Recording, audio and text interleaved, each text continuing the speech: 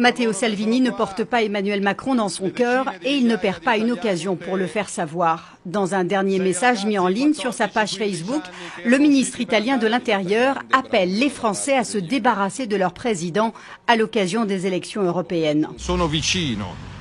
Je suis proche, avec tout mon cœur et tout mon travail, du peuple français, de millions d'hommes et de femmes qui vivent en France avec un très mauvais gouvernement.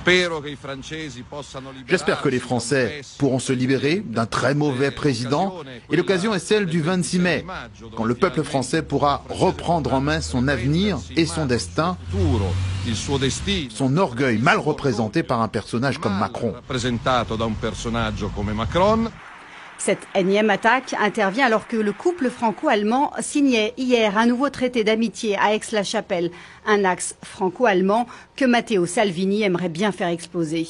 Quelques jours plus tôt, c'est un autre ténor du gouvernement italien qui accusait cette fois la France d'appauvrir l'Afrique. Si la France ne décolonise pas des dizaines de pays pour lesquels elle imprime elle-même des francs CFA, alors nous continuerons à avoir une Afrique pauvre et une Europe hypocrite. Si ces propos ont déclenché la colère des autorités françaises, en Afrique, ils trouvent un écho favorable. L'Europe est en train de comprendre petit à petit comment la France puise sa puissance, puise sa richesse en Afrique. Si la France permettait aux dirigeants africains d'installer des entreprises, de résoudre les problèmes du chômage, on n'aurait pas de migrants vers la Méditerranée.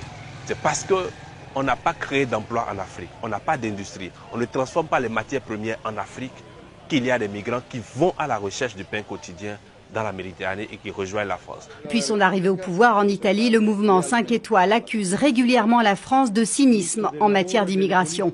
Paris, qui s'était engagé à recevoir plus de 7000 migrants en provenance d'Italie, n'en a accueilli à peine 10%. De quoi alimenter la rancœur.